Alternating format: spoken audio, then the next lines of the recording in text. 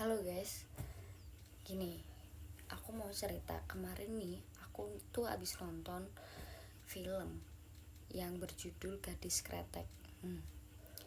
Nah, menarik banget di kisah ini itu ya. Namanya juga kisah Gadis Kretek nih ya. Dari judulnya aja udah menarik banget. Gadis yang suka sama rokok nih. Ceritanya yang berperan di sini tuh ada peran utamanya yaitu Dian Sastrowardoyo ini jadi pemeran utama di film ini. Nah, cerita ini itu menggambarkan sosok, ada peran wanita di sini dan juga misteri dalam perusahaan. Nah, ada politik, ada perekonomian, juga ada peran wanita. Menarik banget kan? Nih, aku mau cerita sedikit ya dari awal. Cerita ini itu ada dua alur cerita. Jadi ada dua zaman nih. Ada pada zaman bapak sama ibunya si Jengyah ini nanti yang jadi peran utama, sama bapak sama ibunya si lebas ini. Nanti ya kita cerita lagi. Nah, pada masa kini itu ya namanya Lebas ya. Pemuda ini namanya Lebas, dia mempunyai keluarga.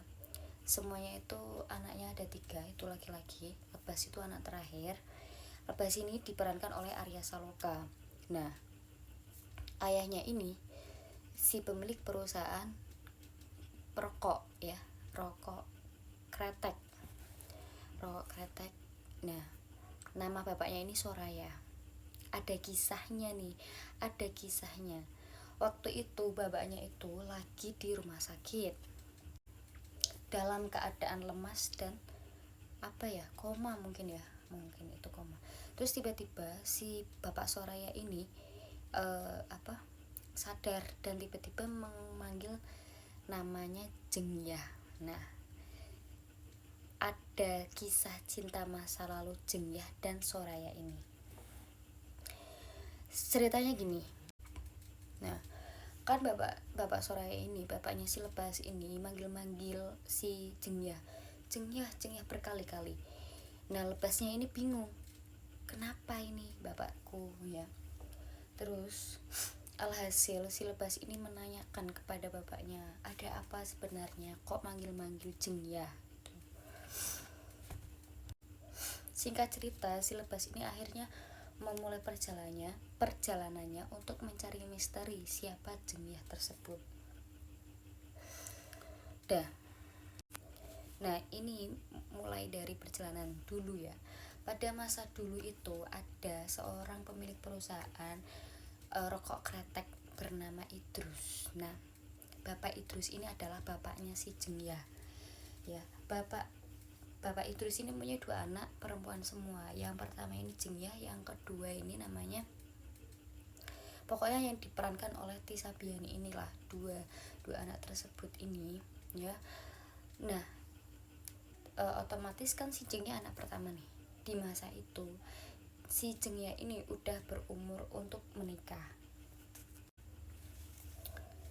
Si Jengyah dan adiknya si Rukayah ini, nah Rukayah kan anak terakhir, si Jengyah ini anak pertama. Jadi si Jengyah ini belum mempunyai jodoh ceritanya. Dan waktu itu dia itu sebagai perempuan yang ambis banget dalam perusahaan bapaknya. Banyak sekali yang meremehkan dia ya, karena pada waktu zaman itu yang mempunyai kemampuan untuk menemukan resep-resep atau rempah-rempahnya dalam rokok tersebut itu hanya laki-laki. Tapi seorang perempuan ini jenius sekali, dia hebat dalam meracik rokok yang enak. Nah, padahal nih ayahnya Bapak Idrus ini selalu menikmati rokok dari racikan si Jengyah ini. Dia adalah wanita hebat, wanita cerdas yang bisa meracik sendiri si rokoknya. Nah, sampai mana tadi nih ya?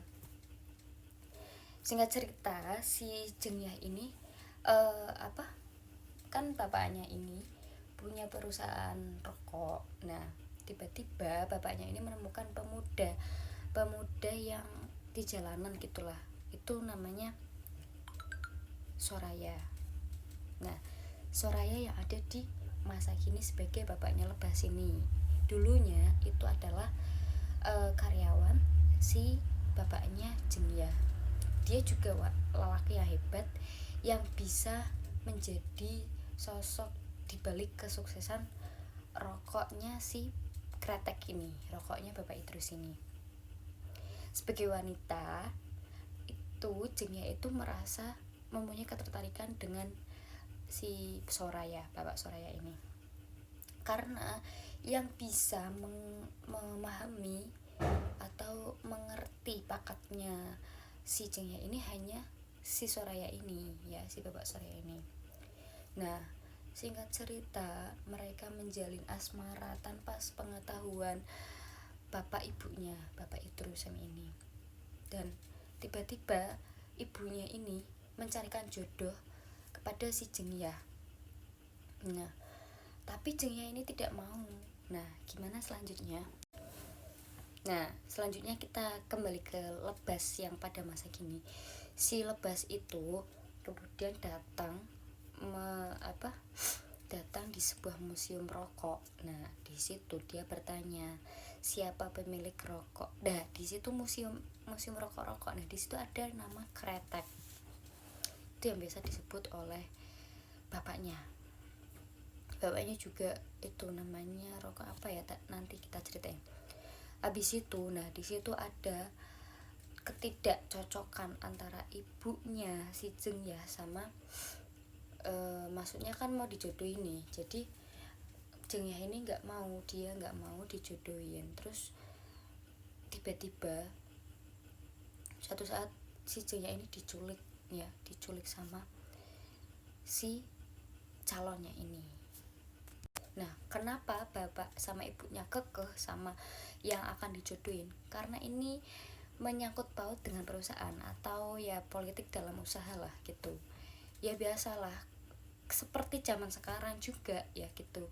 Kalau dia itu pembisnis terus sama-sama pengusaha gitu, pasti ya kebanyakan pasti anaknya itu dijodohin dengan alasan semakin mereka dekat itu mereka akan berpikir kalau mereka itu bisa mewariskan semuanya kepada anak-anaknya, seperti itu. Nah, di sini juga ada peran wanita juga. Kenapa? Karena di sini itu ada Jengya yang menjadi wanita yang mempunyai bakat tidak seperti wanita biasanya. Karena dia ini bisa meracik rokok dengan resep sendiri, racikannya sendiri, temuan-temuannya sendiri, itu yang menjadikan si Jengya ini hebat dan ambisi yang kuat. Dia termasuk wanita yang cerdas banget ya, pemikir banget, seperti itu.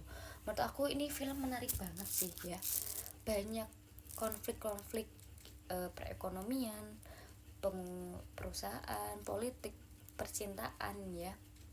Dan juga tokoh perempuan ini. Nah, novel ini itu sebenarnya dibuat oleh Kak Ratih. Ya, diambil juga dari kisah Kak Ratihnya sendiri yang dulunya itu ya. Jadi seperti itu. Menurut aku film ini juga banyak nilai-nilai budaya di Indonesia, dimana pada tahun itu ceritanya itu di tahun 1960 ya, jadi tahun 60-an lah.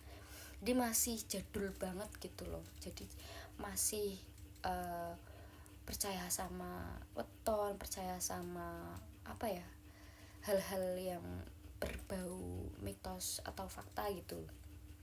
Menurutku poinnya itu di situ ya. Jadi ada cross cultural understandingnya, ada stereotipnya juga menurut aku ya. Bagus, pokoknya recommended buat yang mau nonton film ini.